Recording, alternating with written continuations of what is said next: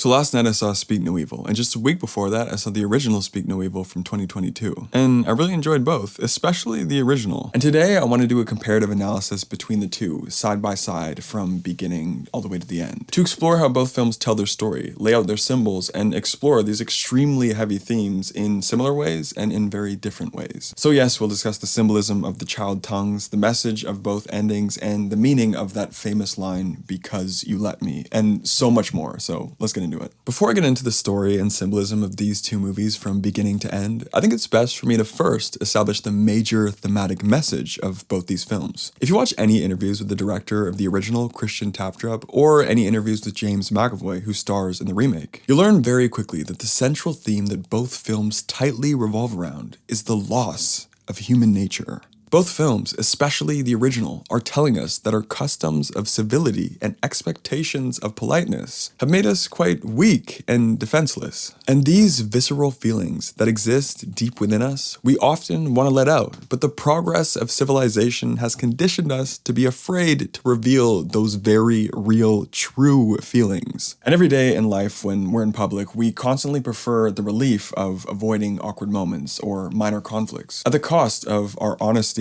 our intuition, and in this film's case, our safety. And these two films put that psychology to the ultimate test. So let's get into it from the very beginning to the very end. In the very first scene of both movies, the film perfectly establishes the central theme that this story wants to explore, and how the two male characters are each going to fall on either side of this central theme. And here's what I mean. The film opens up with our antagonist character, Patty, showing complete immunity to that fear of awkward public encounters. He needs a chair, and he saw that a couple had a few things unnecessarily occupying it, so he came up and asked for the chair. A completely sensible thing to do, but something not everyone would do because it may feel awkward to ask. In the same moment, Ben Bjorn is a little surprised, hesitates for a moment, but gives him the chair when he could have been saving the chair for his daughter when she got out of the pool. But he didn't, and he wouldn't, because he didn't want to cause a scene or make things awkward. And as both films go along, we witness these super subtle hints to this blandness and monotony to the lives of our main couple. They have a rule that their daughter can't have apple juice before bed because of the sugar. They keep encountering this boring couple at dinner who endlessly talk about their culinary classes. And more in the American version, we see the couple argue and disagree quite a bit on their trip. There's this hint of dissatisfaction with life, especially in the husband. But it's the other couple, Patrick and Karen, or Patty and Kiara, who immediately stand out from the entire pack of vacationers. With their bold, fun, carefree, and humorous attitudes, especially Patty, who Ben Bjorn is very intrigued by. In the Danish film, Patrick proposes a toast where he shamelessly jokes about the sex he had last night with his wife. And in the American film, Patty empathizes with Ben by signaling a gun to his mouth as they listen to that boring couple talk about cooking classes. And in both movies on this trip, we see that our main couple continues to spend more and more time with our antagonist couple, even though the awkward red flags in their attitudes, customs, and habits are becoming more and more apparent. Their backhanded compliments, their shameless jokes, their awkward timing between seriousness and humor would turn off a lot of people. Especially that additional scene in the remake, which isn't in the original, where Patty takes Agnes on this dangerous, helmetless ride on his Vespa through the city very quickly. And I think the dynamic at this point in both films, during the vacation, and even when the couple returns from their vacation, really establishes why our main couple is still so drawn towards our antagonist couple and why they go visit them eventually. And I really want to break this dynamic down, so here's what I mean. As we've seen and just talked about, our main couple's life is so dull and boring and bland. And this other couple that they meet is so full of life and spontaneity and shamelessness that they're willing to let slide so many of this couple's red flags, and are subconsciously very drawn towards them, especially Bjorn Ben towards Patrick.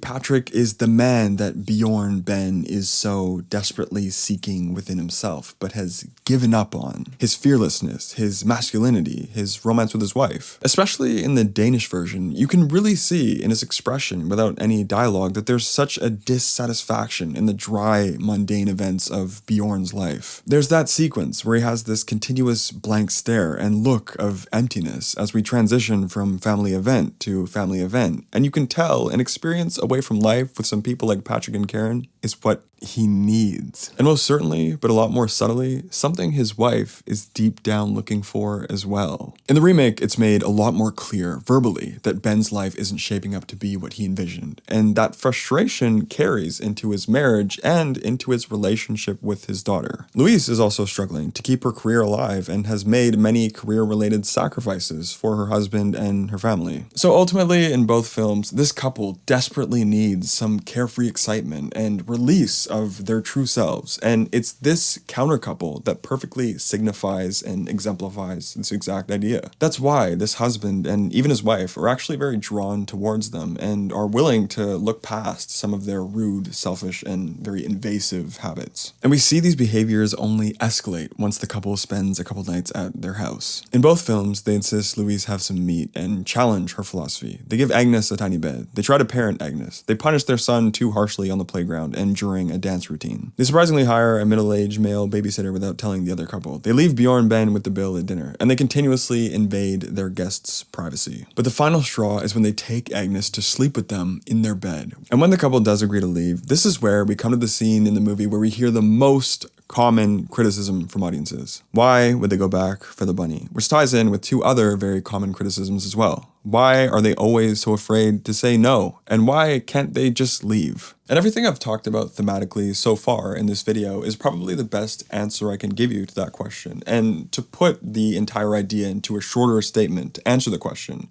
here's what I would say. It's essentially like there are two forces pushing our main couple in the direction of not saying no and letting many of the red flags slide. One, their inability to overcome their lifelong conditioning of politeness and civility. And two, which I think is an even more powerful force, their gravitation towards a couple that embraces the humanity that they wish they could see in themselves. They subconsciously do want to be around this couple. They kind of need them. That essentially is why the couple sticks around for so long when we as the audience are either biting our nails or yelling at the screen for them to just go back home. In the original, we see that the reason why Agnes slept with the other couple was because the main couple was caught up in finally having a romantic moment together. They were having sex, which they probably rarely do. In the remake, it's a lot more explicit verbally, but they're caught in an argument about Louise neglecting Ben's sexual desires and satisfying her desires in other ways, as we hear he found a provocative picture on her phone from another man. And they discuss Ben's buried frustration in not living out the life he wished for and taking that out on his family. Both scenes indicate that things are drab, unexciting, and dead. And this new couple feels like a last shot to inject some sort of life back into them, or at the very least, they can live vicariously through this exciting couple for, at least a weekend. And again, I do think the original dives a lot deeper into this thematic discussion with so many more subtle scenes like this sex scene, but I do think the remake is at least touching on this subject matter by at least using some dialogue to get the point across. And in both films, we really tie this together thematically when the two men go out for a walk. Paddy Patrick teaches Ben Bjorn to release his inner masculinity and pent-up desires and frustrations by screaming at the top of his lungs into the distance. There's an additional piece of this scene before in the remake where Ben can't hunt an innocent fox, capturing the concept of him completely losing his sense of dominance and primitive killer instinct. And especially in the original, when Bjorn comes back from his screaming session with Patrick, he feels so much more relaxed and loose. He's grabbing his wife and kissing her and laughing and just having a good time, and Louise loves it. But it's only after a few more awkward encounters that each movie really goes in their own direction. The Hollywood movie going in the more Hollywood direction, and the Danish movie going in a direction that we very rarely ever see anywhere.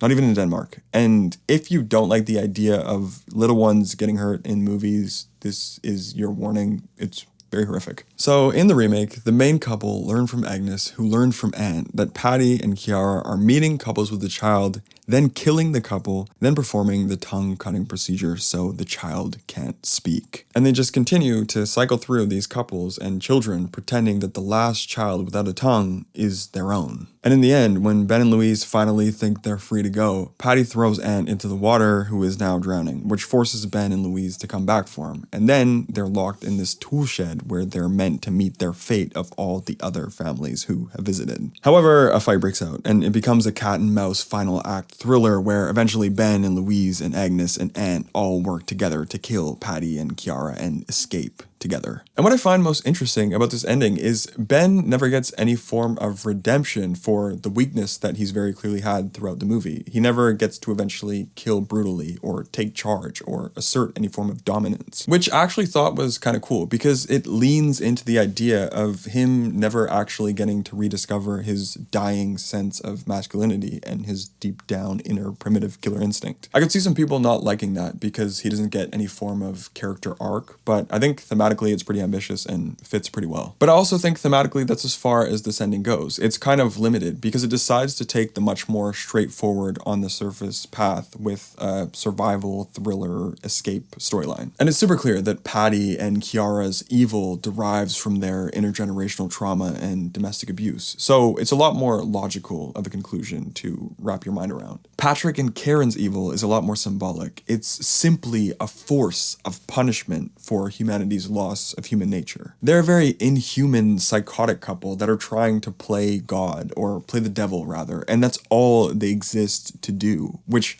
brings me to the conclusion in the Danish movie. When it comes to the other film, the original, the ending is a lot more thematic and also a lot darker. Bjorn learns from pictures in the attic that Patrick and Karen have that same psychotic routine that Patty and Kiara have that I described in the remake. Bjorn finds Abel dead laying in the pool and immediately leaves with his wife and daughter. Driving on low fuel, they find out that they're being followed, and eventually when they get stuck, they're all captured by Patrick and Karen. And in an almost unwatchable scene, Agnes has her tongue cut out by Karen, and she is taken from her parents. And in the end, Bjorn and Louise are stripped naked and stoned to death, and Agnes is seen in the back seat of Karen and Patrick's car as their new child, just like Abel before her. And personally, I think the best source of guidance to interpret this ending is from the director himself, Christian Taftrup, in an interview with Fresh Fiction. Even though it's a horrible ending, for me, it should also be a little bit poetic because they've never been closer to their human nature. They're naked, they're crying, they're holding on to each other. In the beginning, they're just drinking wine in a place that looks like a film set in Italy. Is that true life? I mean, they had to almost go on a retreat to get in contact with what it is to be a real human being, and that is also to face